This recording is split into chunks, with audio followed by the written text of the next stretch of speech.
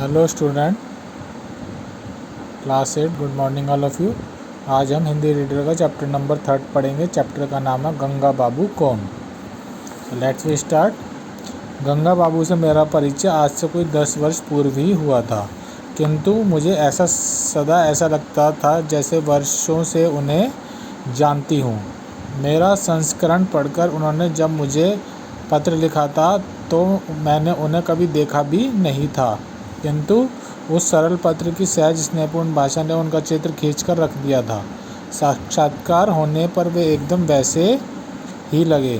बूटा सा कद, भारी भरकम शरीर, सरल वेशभूषा और गंभीर मंडित चेहरे को उद्भासित करती स्नेही मुस्कान। उन्होंने मेरे लेख को सराहा। यह मेरा सौभाग्य था। उस पत्र में उन्होंने लिखा था कि संस्मरण ऐसा हो कि जिसे कभी देखा भी ना हो, उसकी साक्षात छवि ही सामने आ जाए। उसका क्रोध, उसकी परिहास, रसिकता, उसकी दयालुता, उसकी गरिमा, उसकी दुर्बलता, सब कुछ सशक्त लेखनी आंकती चली जाए।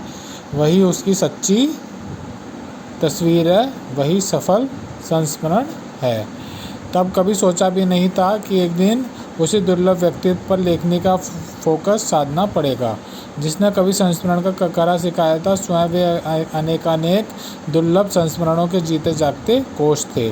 मैंने उनसे एक दिन कहा था, आप ऐसे बेजोड़ संस्मरण सुनाते हैं, कभी लिखते क्यों नहीं? एक ऐसा कोश बनाइए जिसने आपके दुर्लभ निधि सदा के लिए सुरक्षित रहे। फिर आपके सुनाने का ढंग भी अनोखा है। देखो, वे गंभीर होकर सहसा शरारत भरी मुस्कुराहट में बिखर गए। जरूरी नहीं जो संस्मरण सुनाने में माहिर हो, उसे लिखने में भी ऐसा ही कमाल हासिल हो।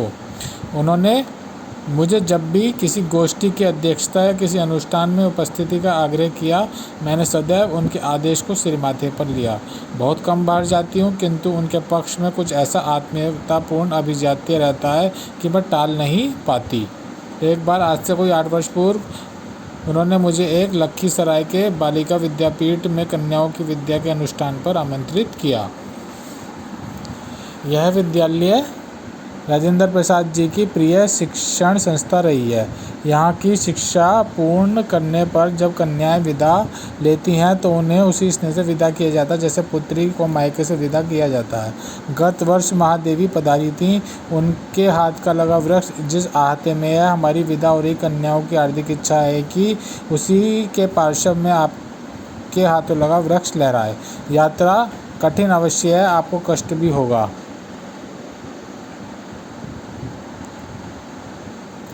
क्योंकि रेलवे स्टेशन नहीं है, किंतु हमारे सहयोगी कार लेकर आपकी सेवा में उपस्थित रहेंगे।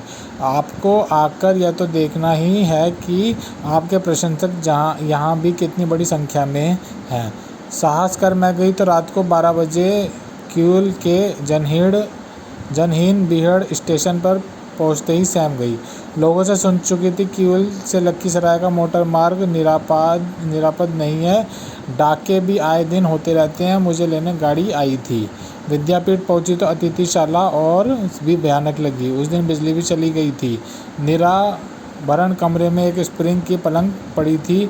ना कोई चौकीदार, ना आसपास कोई मकान। थोड़ी देर में एक लंबा सा व्यक्ति एक अधमरी लालटेन और एक मटके में पानी रख तिरछा खड़ा होकर रहस्य में मुस्कुराहट बिखेरता बोला, हम माली हैं, आप दरवाज़ा बंद कर आराम से सोइए।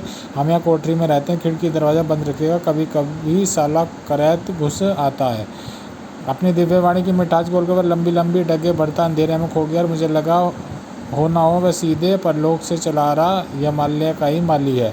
वह सियाह चेहरा, टेढ़ी मुस्कान, खड़े होने की तिर्यक भंगिमा और वह स्वर भंग करती विचित्र हंसी।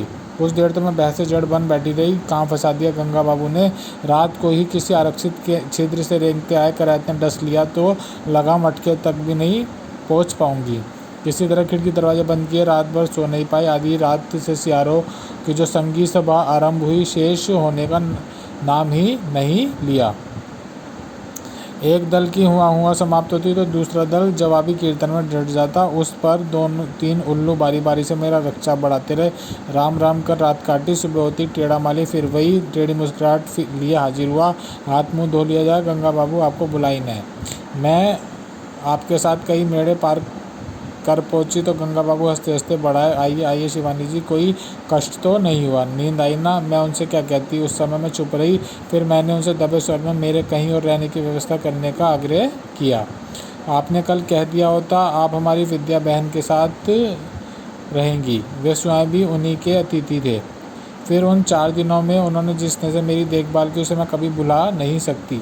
मैं चलने लगी तो उन्होंने मेरे साथ चिवड़ा, घर का घी और न जाने कितनी सौगातें बांधी, जैसे पुत्री को विदा कर रहे हो। उस गुरुकुल के से वातावरण ने यात्रा की सारी थकान 4 ही दिनों में मिटा के रख दी। गंगा बाबू के कमरे में रात होते ही महफिल जम जाती। ऐसे ऐसे चुटकुले सुनाते, ऐसे ऐसे संस्मरण कि जी में आता वो सुनाते ही चले जाए और हम सुनते रहें। मैं पटना भी उन्हीं के आग्रह पर गई थी। बाबू राजेंद्र प्रसाद की मूर्ति का अनावरण करने को ही गई थी, किंतु गंगा बाबू के साथ न जाने कितनी शिक्षण संस्थाओं की परिक्रमा की। यूनिवर्सिटी ले जाकर तत्काल एक अनौपचारिक गोष्ठी आयोजित की और कहा आपको बोलना ही होगा। मैं बोलते बोलते देखती उनकी आंखों में जैसे स्नेह झर रहा है। मैं भाषण समाप्त करके उनके पास आकर बैठती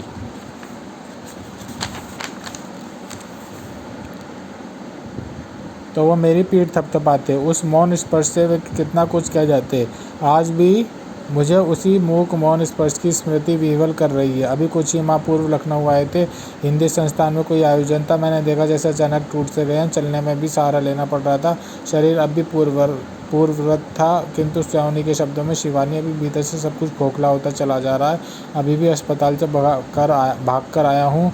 दिल्ली के डॉक्टर क्या किसी की सुनते हैं? बोलो आप कहीं नहीं जा सकते। बस फिर हमने भी वही किया जो कभी बचपन में किया करते थे। डॉक्टर का राउंड ख़त्म हुआ तो बिस्तर में तकियों को रख ऐसे ढापू जैसे हम सो रहे हो। शाम को फ्लाइट से आए, सुबह की फ्लाइट से पहुंच जाएंगे, फिर वही अस्पताल।